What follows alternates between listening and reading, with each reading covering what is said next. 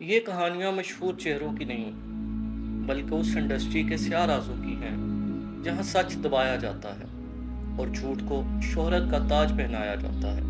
شہرت کی دنیا جہاں ہر فلیش، ہر تالیاں اور ہر ایوارڈ کے پیچھے ایک ایسی حقیقت چھپی ہوتی ہے جو عام آنکھ کو دکھائی نہیں دیتی۔ اس انڈسٹری کا نظام صرف تفریح نہیں بلکہ طاقت، سیاست، مالی مفادات اور انسانی جذبات سے کھیلا جانے والا کھیل ہے۔ آج کی اس تحقیقاتی ڈاکومنٹری میں ہم جانیں گے ان سازشوں، نفسیاتی کھیلوں اور سچ کی قیمت پر چلنے والے کاروبار کی کہانیاں جنہیں عوام سے ہمیشہ چھپا کر رکھا گیا۔ شہرت کی پیاس ایک نفسیاتی رجحان ہے۔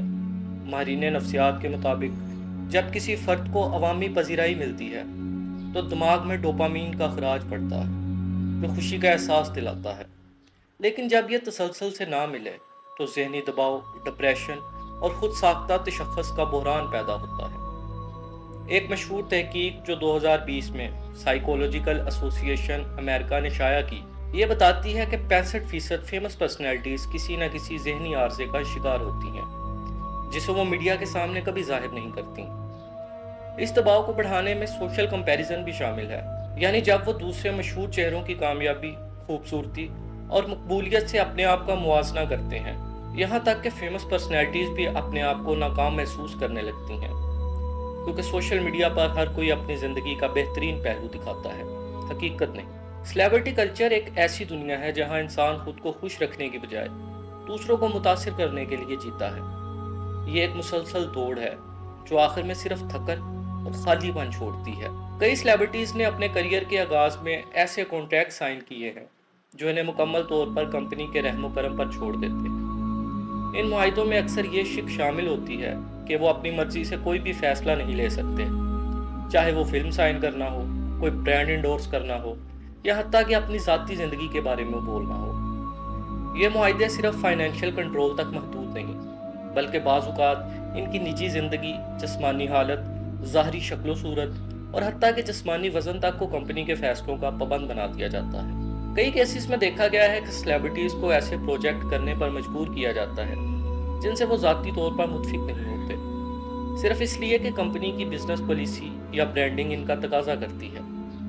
امریکہ، جنوبی کوریا اور بھارت جیسے ملک میں سلیبریٹیز کے حقوق کے تحفظ کے لیے اب کچھ ادارے قائم ہو رہے ہیں، مگر اس سسٹم کی جڑیں اتنی گہری ہیں کہ بدلاؤ کی راہ بہت مشکل ہے۔ میڈیا صرف خبر نہیں دیتا، وہ خبر بناتا ہے۔ حقیقت کے مطابق بڑے میڈیا ہاؤسز اور انٹرٹینمنٹ کمپنیاں آپس میں اس قدر منسلک ہیں کہ وہ اپنی مرضی سے کسی بھی سلیبریٹی کا امیج بنا یا بگاڑ سکتی ہیں۔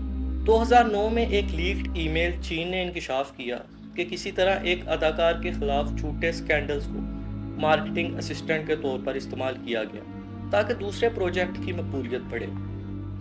میڈیا میں بیٹھے چند طاقتور لوگ یہ طے کرتے ہیں کہ کون سٹار بنے گا اور کس کی ساکھ تباہ کی جائے گی۔ مخصوص پی آر کمپنیاں یہ کام منظم طریقے سے کرتی ہیں، حتیٰ کہ آن لائن نیوز پورٹلز تک کو اس کھیل میں شامل کیا جاتا ہے۔ برطانیہ میں کی گئی ایک تحقیق کے مطابق 73% سلیبریٹیز نیوز پہلے سے پلان شدہ پی آر کمپنیز کا حصہ ہوتی ہیں، جن کا مقصد محض عوام کی توجہ حاصل کرنا ہوتا ہے، سچائی نہیں۔ سوشل میڈیا بظاہر سلیبریٹیز کے لیے ایک آزاد پلیٹ فارم ہے، مگر در حقیقت یہ بھی ایک منظم نگرانی کا ذریعہ بن چکا ہے۔ ہر پوسٹ، ہر تصویر اور ہر ویڈیو کے پیچھے ایک ٹیم ہوتی ہے جو اس بات کا خیال رکھتی ہے کہ کئی سلیبریٹیز کی برانڈ ویلیو برقرار رہے، یہاں تک کہ بعض اوقات خود سلیبریٹی کو اجازت نہیں ہوتی کہ وہ اپنی ذاتی رائے بھی پوسٹ کر سکے اگر وہ کمپنی یا پروجیکٹ کی لائن سے ہٹتی ہو۔ 2021 میں ایک معروف اداکارہ نے بیان دیا، میں نے ایک بار سوشل میڈیا پر اپنے سیاسی خیالات کا اظہار کیا اور میری پی آر ٹیم نے فوراً مجھے مجبور کیا کہ وہ پوسٹ ہٹا دوں کیونکہ وہ ہمارے برانڈ سپانسر کے نظریات کے خلاف تھی۔ یہ انڈسٹری صرف کیمروں کے آگے کا کھیل نہیں، یہ کیمروں کے پیچھے بھی ایک جنگ ہے، ذہنی صحت کے خلاف۔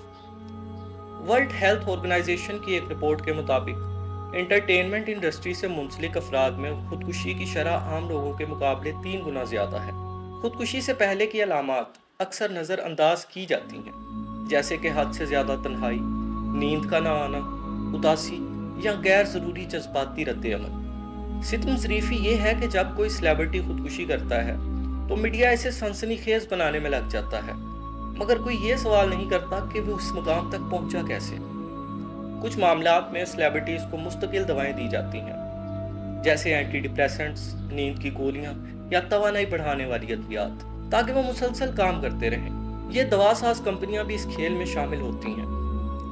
مداحوں کی محبت اکثر ان کے آئیڈیلز کے لیے ایک مقصد بن جاتی ہے۔ وہ ہر لمحہ پرفیکٹ نظر آنے کے دباؤ میں جیتے ہیں۔ کئی بار سیلیبریٹیز پر ایسے الزامات لگائے گئے ہیں جو جھوٹ پر مبنی تھے، مگر ان کے کیریئر ختم ہو گئے۔ اکثر پی آر کمپنیز فین بیس کو مینیپولیٹ کرتی ہیں تاکہ میڈیا کی توجہ حاصل کی جا سکے، اور یہ سب ہوتا ہے ایک سوچے سمجھے مارکیٹنگ پلان کے تحت۔ ایک فین گروپ کو کسی سیلیبریٹی کے خلاف بھڑکانا، پھر اس سیلیبریٹی کو وکٹم کے طور پر پیش کرنا، یہ سب پی آر کی شاطرانہ چالیں ہوتی ہیں۔ جب مداح کسی سیلیبریٹی کو خدا کی طرح پوجنے لگتے ہیں تو وہ سیلیبریٹی ایک انسان نہیں رہتا، وہ ایک تصور بن جاتا ہے جسے توڑا بھی جا سکتا ہے اور بیچا بھی۔ شہرت ایک سراب ہے، ایک ایسا آئینہ جو صرف وہ دکھاتا ہے جو دکھایا جانا مقصود ہو، مگر اس کے پیچھے تنہائی، غلامی، دباؤ اور خاموش چیخیں چھپی ہوتی ہیں۔ یہ وہ دنیا ہے جہاں خوابوں کو بیچ کر حقیقت کی موت خریدی جاتی ہے، جہاں آوازوں کو دبا کر تصاویر کو تراشا جاتا ہے، اور جہاں سچ ہمیشہ روشنی سے دور اندھیرے میں دفن رہتا ہے۔ آپ دیکھ رہے تھے ڈارک سیکرٹس، سچ کی ان گلیوں میں جہاں روشنی کم اور سائے بہت گہرے ہوتے ہیں۔